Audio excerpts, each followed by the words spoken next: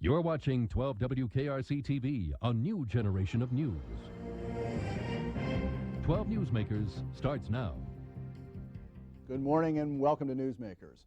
How to handle the shortfall in the budget of the Public Library of Cincinnati and Hamilton County has not been solved, but has come into sharper relief over the past 3 weeks. This week, John Dallin orchestrated an offer by the Hamilton County Commission for an interest-free loan to build the proposed new library for St. Bernard Elmwood Place area. That, in turn, would allow the library to use funds targeted for that capital project to fill the operating shortfall. The decision lies in the hands of the Board of Library Trustees. The Library Board is composed of 7 members, each appointed for a 7-year term, with 1 member's term expiring each year. 4 of the members are appointed by the County Commission, while 3 are appointed by the judges of the Court of Common Pleas. The 4 members appointed by the County Commission include Joseph Stern, Jr., a retired president of U.S. SHU, Charles Lindberg, a lawyer, William Moran, a senior vice president at Fifth Third Bank, and Tara Corey, a vice president of a marketing and communications firm. Those appointed by the judges of the Court of Common Pleas include Charles Annis, an attorney, Bailey Turner, a retired manager of community initiatives for the Community Action Agency, and Elizabeth Lamacchia, a community volunteer who has served as the director of the Friends of the Public Library for 10 years before joining the Board of Trustees. To discuss the current status of the library budget, I am joined by board member Charles Lindberg, an attorney with Taft, Stettinius, and Hollister. Mr. Lindberg has been on the library board since 1982 and served as president in 2000, was a member of the Cincinnati Board of Education from 1970 to 74. That's right. Welcome to Newsmakers. Thank you. Where do we stand right now in terms of the library meeting this $4.3 million shortfall that you now face? Well, where we stand right now is that we're going to hold a series of public hearings. The initial reaction of the library board, frankly, was to save our budget by closing 5 of the smaller libraries in this county. That obviously met with a lot of unhappiness in the local communities, and as a result, we've put that on hold, and we're going through these hearings before we make any final decisions at all. Obviously, for the rest of this year, we're doing some major cutbacks across the system because we have no choice. Because these meetings, as I understand it, and we'll put the dates up later, but these meetings are stretched out. The first one is August the 27th in Mount Healthy, and then you have dates for the next 5, but they stretch into December. You can't wait until the end of those meetings to make decisions, right? The decisions will be made clearly for this year. Okay. The major decisions now will be made for next year, for the year 2003. For this year, it's simply going to be holding the line, a total freeze on employing anyone, a total reduction in supplies of every nature, put off book purchases, do all of that, those types of things through the rest of this year. That'll get us through this year, because our shortfall this year is more in the neighborhood of $2 million. Next year it hits the $4 million level. Okay, so you are able to meet the immediate shortfall by doing these other things, and at least through the end of this calendar year, the 5 branches are as is. That's right. They are as is. They're not going to be closed this year until we finish this series of hearings. Then decisions will have to be made, and there's a really deep, basic decision here. Do we continue with the small libraries in the various municipalities and local areas of this community, or should the funds be allocated to the larger and more technologically advanced libraries of our system? That becomes a big issue because we're not in all the communities now. Half the communities of this county do not have a local little library. But compared to other library systems, as I understand it, for example, Columbus or Cleveland, this library system has many more branches, significantly more. Am I correct? It's about 42, whereas in Columbus it's about 26. That's right. We have a far larger branch system than any other library in this state. Is this a conscious decision? Is there something at the library that resembles a strategic long-range plan where people can say, here's where the library is moving? The long-range plan has always been geared toward the larger regional libraries. The ones we've built in the last 10 years have all been of that nature. For example, the one in Harrison, the one in Sims Township, Green Township, the expansion at Anderson. At the same time that we've done that, however, we have not moved to close the smaller libraries. We've kept them open as well. So as a result, we've we've increased the number of libraries we have by having regional libraries plus these small local libraries. Do you think that, I mean, there's the immediate, well, now the moderate range financial crunch, but even in theory, is it good to have the small libraries, or do you think, does the board think, I don't know, that it's better to move towards these more sophisticated, larger regional libraries? Down the road, there's no question that the sophisticated regional libraries certainly are the libraries of the future. But in this county, you have to take into consideration how localized we are in so many ways. I mean, for example, regional government does not work in Hamilton County. And I guarantee you, a regional library does not work in Hamilton County because of the desire of the local communities to have their own school, to have their own library, to have their own police force, and not be part of a large integrated system. Okay, so you see that even in the long-range future, there's going to be a mix of these regional and local. It certainly appears to me that somewhere, that to a certain extent, that's going to be true. Let's take a look at the offer that was made this week by the county commission, led by John Dallin, and he offered as I understand it, an interest-free loan to move forward on the construction in St. Bernard, so that money could be shifted over. Right. What did your board do about that? Well, that just goes into the hopper with all the other suggestions that we're receiving. We're receiving suggestions to just cut our costs across the board. We're receiving suggestions to let's put a levy on the ballot. There's all kinds of suggestions that are being made with respect to the financing of our library system. John's proposal, which I'd certainly welcome the proposal, but it's interest-free only for a certain period of time, and after which is fine. But the major problem is that sooner or later you have to pay the piper and pay back that loan, the principal of that loan, which means we're going to charge future generations for what we're trying to do today. Our library system has never borrowed money. We've always operated on an as-you-go basis. We don't want to charge the children of tomorrow for today's operations, and so although we're going to consider it, obviously I have some major problems with that type of financing. I'd like to listen to something that Mr. Dallin said on Wednesday at the county commission meeting about that policy of how you pay for capital. Let's take a look at this. They're saying that it has been their policy that they do not borrow money, but they in fact pay cash for all capital. To the best of my knowledge, they are the only library in the state of Ohio, only library system that does not borrow money. And I know with more personal knowledge that there is none of the 49 local governments in Hamilton County that does not have bonded net debt, including the very richest couple that come to most people's minds. What about that? Why are you the one entity that doesn't bond, that doesn't pay interest on construction loans? First of all, I'm awfully glad that we didn't do this 10 years ago, because today we would have had not only the current operating budget, but we'd have also had to set aside additional monies to pay back a loan that we made 10 years ago. That's kind of number one. Number two, we are the only major library in this state that doesn't have an operating levy on top of the state funds that come to us. So we're proud of not having a levy. We're proud of not being in debt. Many studies have indicated that we're probably one of the finest library systems in America. And I think it'd be and one of the reasons is because we don't do the very types of things that have been suggested, borrowing money, going into debt, so that paying every tomorrow. other government unit is wrong on its approach? Well, how many of the government units in this county have been rated one of the best in the entire United States? I can't think of any other than the Cincinnati Park Board. Okay. But they do debt. They do bonds. The Park Board does. The Cincinnati Park Board does not.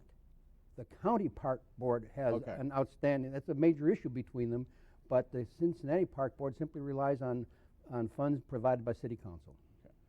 So you don't, or at this point, you don't see yourself changing this policy of separating capital and operating funds and bonding long-range construction I can projects. see separating capital funds if it's, and there's some legal requirements to move into operating funds, but to do that through debt financing, I'm very hesitant to start down that road. Remember, it's just a one-shot relief anyway. It gives us some money to operate for another year, and then what? Well, I think his proposal is that one-shot temporary, but I think the question is, on the table, is there a proposal to change this basic approach to funding? Well, I don't know of any such proposal before our board other than John's suggestion, and we are at least I am very reluctant to start down that road. One of the things that was also said at the County Commission was said by Commissioner Todd Portune. I want you to listen to something that Mr. Portune had to say. I'm disappointed with the reception by the library board. There are so many issues that need to be presented to that board with respect to its budgeting and with respect to the way in which it not only makes its requests but certifies its budgets to the County Budget Commission, ways that fail to reflect the true state of affairs. Their minutes fail to reflect the true state of affairs. And those are not just simply ministerial functions or items to be sneezed at. And I think that as we move forward on this issue, and in particular, as I would hope this board takes steps to begin to address the broader issue of what truly is a shadow form of government throughout the county, of all the independent boards and commissions that are appointed but yet act independently in ways that are not accountable to the public nor the bodies that appoint them. He is raising the point that, and I talked to his office to try to get clarification on exactly what he meant, that the minutes of your meetings from January through, I think it's June, that have gone over to the commission office don't indicate any problems in this budget area. And his point is, how can your board, which is responsible for this, not have been indicating in your official minutes what was going on? Because we were operating on the basis of what the state was certifying to us. And the state certified to us that we were going to be receiving $52 million this year. Now in July, suddenly it caught the failure of the tax receipts to come in at the state level, caught up with the state, and just overnight they said, oh, by the way, the amount you're going to receive is now going to be $48 million rather than $52 million, and immediately took out from our allocation $3 million in the month of July, half of which represented a payback to the state from what they'd already paid us for the first 6 months. So it was just an automatic. It was an automatic thing from the state that we didn't. That certainly was not what they had certified to us at all. But I'm just fascinated how the politicians are suddenly jumping in to the library. We've run what everybody would recognize one of the finest library systems in the world, and I don't want to see it become a political football. And I have the feeling that many of the statements, such as the one that Mr. Portune just made, is more politically motivated than anything else. And I don't think they know the first thing about the financing of our library system, if you want to be honest, if I'd be honest with you. But the indication there is that this is, in his mind, is broader than just the library. It's all the independent boards feeling that you're out there, you're not being responsive to the county commission or to the public. And I think his indication is that that was demonstrated by the fact that you announced this closing only to have this tremendous rush. And you misjudged. You were out of touch with the public. Well, you were out of touch with 5 communities. But there is a basic issue. And the issue is, do we cut quality across the board, or do we close a smaller library and reassign those employees to fill the vacancies that are otherwise occurring because of the freeze? And I'll give you a perfect example. Anderson Township Library has lost its children's librarian. They have asked us to fill that vacancy. That vacancy could have been filled had we closed these smaller libraries. We could have reassigned someone as a children's librarian at Anderson. We can't do that and won't do that now while this freeze is in place. So you have the question of quality across the system, maintaining it, or do you lower that quality in order to maintain all the library branches open? And that's a serious issue. Good examples. You today can call into the library, any one of the libraries, and we'll deliver to you in Green Hills tomorrow any book you order. We could cut out we were all over the city every day delivering books. That could be eliminated or cut way back. We could not fill vacancies of children's librarians throughout the system. So we have no more children's librarians. A reference librarian. You can call in today and ask, when did P.T. Beauregard lead something in the Civil War? Half an hour later, our reference librarian will call you back with the answer. We could eliminate that kind of service. But those are the choices down the road that this system must make. Okay.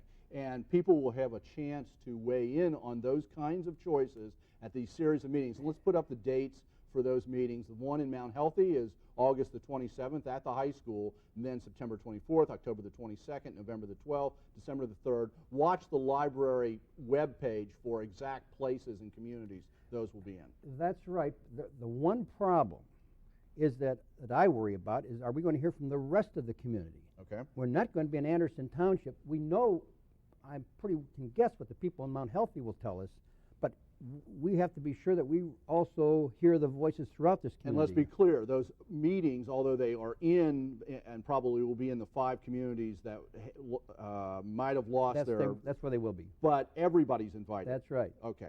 Thank you very much for being here. You're welcome. We're going to continue to cover this story. Thank you very much. In about 6 weeks, on September the 30th, the landmark welfare reform legislation passed 5 years ago runs out. After the break, a discussion about some of the issues at stake in that reauthorization. The controversy the air generates in our own daughters.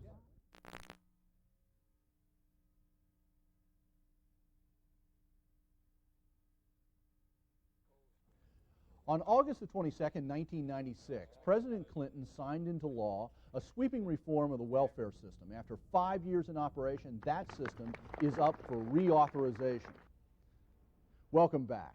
The program established under the 1996 law is called the Temporary Assistance for Needy Families, or TANF. TANF operates as a fixed block grant of $16.5 billion annually to the states. Each state has considerable flexibility in shaping the details of the program to meet local needs and political climates. Generally, TANF is characterized by time limits on receipt of benefits, strict work requirements, restrictions on program eligibility, and tough sanction policies. The results have been dramatic. Between 1993 and 2001, the number of people nationally receiving cash assistance fell 59%. In Ohio, the figure was 67%, in Kentucky, 62%, and in Indiana, 54%. In 6 weeks, at the end of the federal fiscal year, September the 30th, the TANF legislation expires and must be reauthorized. The House of Representatives passed its version of a new legislation on May the 16th. That bill calls for 40 hours of work weeks, as well as provisions for healthy marriages and greater flexibility for the executive branch and the states to set rules. The Senate Finance Committee has developed an alternative version of reauthorization legislation. That proposal maintains the current 30-hour weekly work week and expands the definition of work and increases child care funding. The Senate adjourned on August the 2nd without taking action on the floor and has a very short session in September. I am joined this morning by 2 local people concerned about the outcome of this process. Kathy Heins is the director of the Contact Center, and Cassandra Barham-Denton is a welfare advocate at the Contact Center. Welcome to Newsmakers. Cassandra, welcome back. Good morning. Thanks. Okay, that's the setup. Right. House has done one thing, Senate has done another. Under the House provisions, there are some significant changes, and the House proposal reflects the administration, the Bush administration proposal.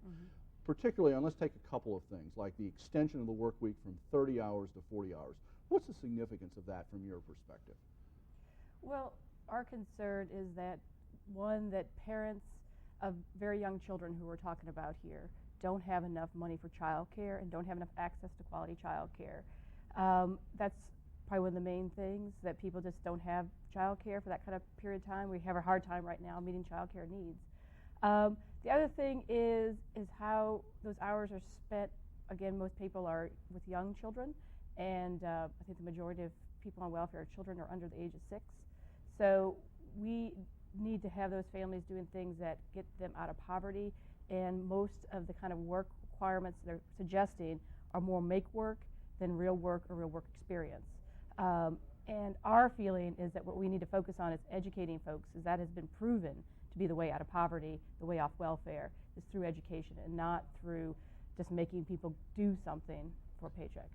Cassandra, what on this question of training and education, what is the current situation under the current TANF rules, and how might they change, say, under the House rules? The work requirement is 30 hours a week, and of that you have 15 hours, 5 hours of education and training, which is still not enough time. A person that is in a GED class needs more extensive training, especially because of their background, their education, whatever they had before. You know, some people might be even learning at a 6th grade level. It's difficult to learn and get a GED in that particular time. That's the time they're getting paid as part of their work is to go to GED. They can do the GED on their own time as well. Yes, but they still don't have child care for that, and that's Okay. one of the things that are happening. You don't have child care, and who's paying for that child care? 30 hours of work they will pay for. 5 hours of education? Hasn't one of the theories been, and this is what I've been told, and I can't remember by who, on this show though, that the old system was train and then work. This new system of the last 5 years is put people into work immediately and train them during the work, that it's more important to get people to work. Is it that you dispute that basic model, or is it just a matter of how you divide up the time? Well, we think it's important that people get an education, whether it's GED, college, or vocational training, and that's an important thing, again, to get people out of poverty. That's the main thing we should focus on. The old system didn't work. We never said it did. We were not advocates of the old system. The old system didn't invest enough money in education. We think that if we invest money up front for people's education, then people can get better paying jobs. Where do we stand with, this is now in the Senate, where do Ohio's senators stand? Where do Senator Voinovich and Senator DeWine stand on this issue of work, training, etc., the things we've been talking about? Well, right now, Voinovich is also saying that 30 hours of work, they want to keep that, because it is really difficult for recipients right now to even maintain the 30 hours a week. Some of them are just doing 29, and you can still be penalized for doing 29. So it's really, really hard, you know, to increase these hours. So we really need to stay at 30 hours of work. So our two senators are both in support of the 30-hour provision. What about on other questions? There's a whole host of questions we haven't gotten to. Well, they're also very supportive of raising the child care without increasing the work requirement. Okay. The senators have been real supportive in those efforts and have actually written a piece of paper that says that and given it to their colleagues in the Senate to say, you know, let's keep this What on is track. your expectation? I mean, you watch this very closely. What's your expectation of what's going to happen? Do you expect the Senate to come back and have time to actually act on the floor on this? Well, that's where people come in, and that's what we're trying to do, is to urge them to actually take this up before the end of the fiscal year, so we're not stuck with having to have a year-long temporary program. It's also for the states, and I think both our senators, having come from state offices, realize how difficult it is to rearrange these programs every 4 or 5 years, and that programs need a time to work out the bugs, and now we're just getting there, and we could actually improve our programs in Ohio. They realize that, I think, and that's why they're advocating that we keep the program similar to what it is today and not change it again because of political will versus the reality of doing a program like this. You know, when we scheduled this show several weeks ago, when you called me, Cassandra, I didn't know this was going to come up, but this past week, and I think in this context I have to ask you this question. On Wednesday, a man by the name of Richard King appeared before Judge Melba Marsh and ended up being sentenced for 27 months in jail. He's fallen behind in child support, and he says he won't get a job because he'd lose his welfare benefits. This has caused a tremendous stir in the community. What's your reaction to this? My reaction to this is mothers work every day, 7 days a week, 24 hours a day. Their work is work. Now, they expect us to leave our small children at home and go to work. It doesn't make any difference what job it is, you know. So my opinion is that he says he can't leave. How many children does he have? You know, and a mother is put in that same situation. So you're saying you don't have a lot of sympathy for this particular individual? No. Okay.